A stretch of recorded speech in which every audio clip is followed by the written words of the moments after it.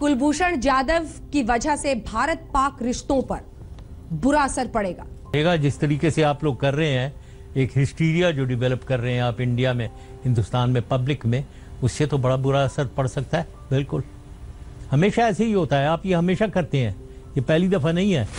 कभी भी कोई चीज होती है, उधर उड़ी हुआ तो उधर शुरू हो जाए, पठानकोट हुआ उधर शुरू हो जाए। हर चीज पे अगले सुबह ही आप कह देते हैं कि पाकिस्तानियों ने करवा लिया, ISI ने करवा लिया, ये है वो है। वो अगले दिन सुबह बगैर इन्वेस्टिगेशन के आप लोग शुरू हो जाते हैं और पब्लिक में एक हिस्टीरिया पाकिस्तान के खिलाफ विप अप करते हैं आप। ये तो आप लोगों की अपनी आदत बनाई हुई है आपने। ये आपके लिए सहूलियत भरा एक स्टैंड है, इसीलिए आप उसका सहारा ले रहे हैं। मैं उस पर ज्यादा टाइम अपना जाया नहीं करूंगी, क्योंकि हिंदुस्तान हमेशा सबूतों के साथ बात करता है सर। और इसी के साथ मैं आपको बता दूं, 1999 में पाकिस्तान ने इंडियन नेशनल शेख शमीम का इसी तरह से एग्जीक्यूशन किया था। फिर सरबजीत का मामला चलता रहा, फिर जेल में लड़ाई के दौरान उनकी हत्या कर दी गई जेल के अंदर। मेरा सवाल यह है कि फर्क देखिए अपने आप में और हम में। बांग्लादेश हो, वहां से लेकर कारगिल तक, हमने हर बार आपकी सेना को जबरदस्त करारा जवाब दिया, लेकिन फिर भी आप समझ नहीं पाते हैं और आंखें तरेड़ने की हिम्मत करते हैं।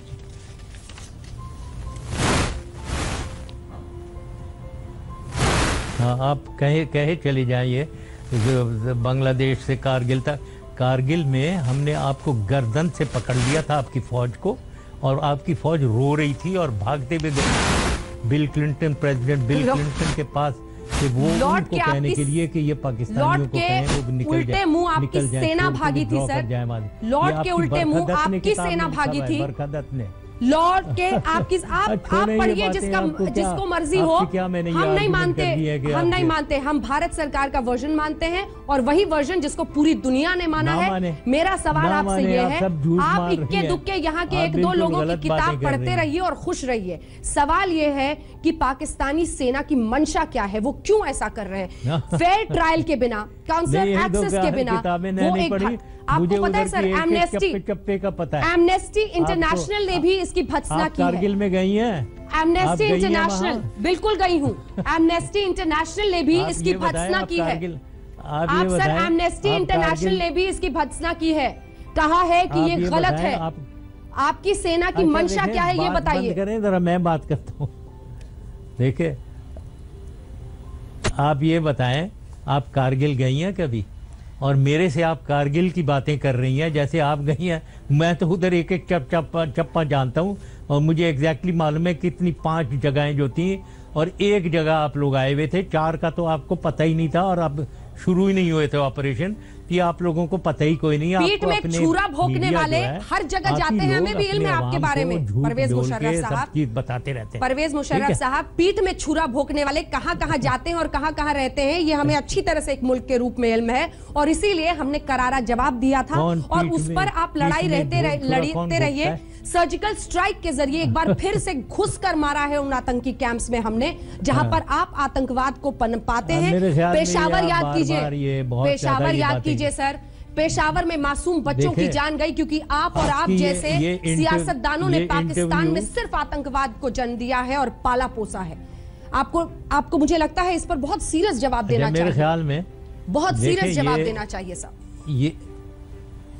ये मेरे ख्याल में इंटरव्यू को बंद कर देते हैं ये, क्योंकि मेरे ख्याल में ऐसे लग रहा है ये आप इंटरव्यू दे रही हैं, मैं आप तो बोली चली जा रही हैं। तो मेरे ख्याल में क्योंकि आपके पास और कुछ नहीं है सर, हर हिंदुस्तानी काफी हो गया, बोलती बंद कर सकता है, लेकिन जो सवाल है उससे मत भागिए। बैकअप करी चली जा रही है। सवाल पर मत भागिए सर, सवाल पर मत भागिए, सवाल पर मत भागिए। पेशावर के बच्चों पर सवाल कर दिया तो आप माइक हटाने लगे। आप जरा तमीज से बात करें, आप तमीज से बात करें और आराम से बात करें। बिल्कुल आराम से। तो लड़ाई कर रही है मेरे से, आप कोई आदमी हो तो मैं उससे लड़ूं, और आपसे यही पूछ रही हूं। आपसे क्या मैं लड़ूं? ठीक है, तो मैं लड़ना भी नहीं चाहता हूँ आपसे, ठीक है? उसकी आप बोली चली जा रही है और अपने आप को आप इतना वर्कअप कर रहे हैं, आपको ब्लड प्रेशर हो जाएगा। इतना ज्यादा वो ना करें, इतना ब्लड प्रेशर हो जाएगा आपको। आराम से और आप भी काफी फिट दिख रहे हैं इंशाल्लाह, जो कुछ भी कर रही है। और छोटी बात करें ताकि मैं उसका जवाब भी दूं।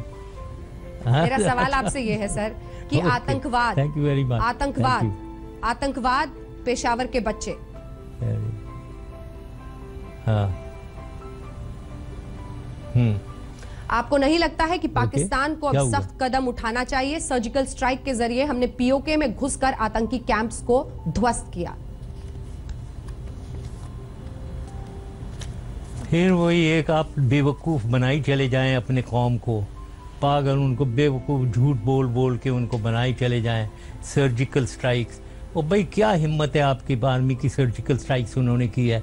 हम ना सर्जिकल स्ट्राइक आपके अगेंस्ट कर जाएं, हम भी कर सकते हैं। जो आप वहां कर सकते हैं वो हम भी कर सकते हैं। आप एक सबूत गिना दीजिए सर, मैं आपको चुनौती देती हूं। आप एक सबूत गिना दीजिए जिसके बिना पर आप ये साबित कर सकें कि वो स्पाई था। एक सबूत। देखिए मुझे मालूम नहीं है, आप उससे बात कर रही हैं, आप उस शख्स से बात कर रही हैं जो गवर्नमेंट में नहीं है, और मैं वॉशिंगटन में बैठा हुआ हूँ, तो मुझे क्या सबूत, किस सबूत, मुझे तो नहीं मालूम है। मैं कौन सा किसी से पूछ रहा हूँ, मुझे बताओ उसकी डिटेल इन्वेस्टिगेशन के पेपर्स मेरे पास भेजें। वो तो मेरे पास नहीं है, ना मैंने देखा है, ना मैं कंसिडर, ना मैंने किसी से पूछा है। इसीलिए मैं आपसे बोल रही थी, इसीलिए मैं आपको ये नहीं। तमाम सबूत बता रही थी सर, ताकि आप भी कन्विंस हो जाए दूर वॉशिंगटन में बैठे कि जो किया गया है वो गलत है, सबूत नहीं है। कई भी बात मैं बिल्कुल नहीं मानूंगा। सिर्फ कन्फेशनल वीडियो, वो भी डॉक्टर आपकी कई प्रेशर में सामने बिल्कुल नहीं मानूंगा। ठीक है, एक आखिरी सवाल सर आपसे। नेपाल के बॉर्डर पर 6 किलोमीटर दूर, बात मैं बिल्कुल नहीं मानूंगा, क्योंकि एक सेकंड मुझे जवाब देने दें। आपने बात खत्म की है, मैं बात कर रहा हूं अभी। बोले। मैं कभी आपकी बात नहीं मानूंगा, क्योंकि आप बेसिस ही झूठ बोले, आपका बेसिस ही झूठ पे है। यानी आप कह रही हैं वो सिविलियन बिजनेसमैन, आप कह रही हैं वो जी वो ईरान से पकड़ गया, आपकी चीज बेसिस ही आपका झूठ पे मबनी है। तो इसके अराउंड आप एक वेब आप वीव कर रहे हैं, उस झूठ को कंसोलिडेट करने, इसको कंफर्म करने के लिए, इसको जस्टिफाई करने के लिए आप एक वेब बना रही हैं, पूरी जाल बिछा रहे हैं इस झूठ को कंफर्म करने के लिए। तो इससे मैं तो आपकी बात कभी भी नहीं मानूंगा।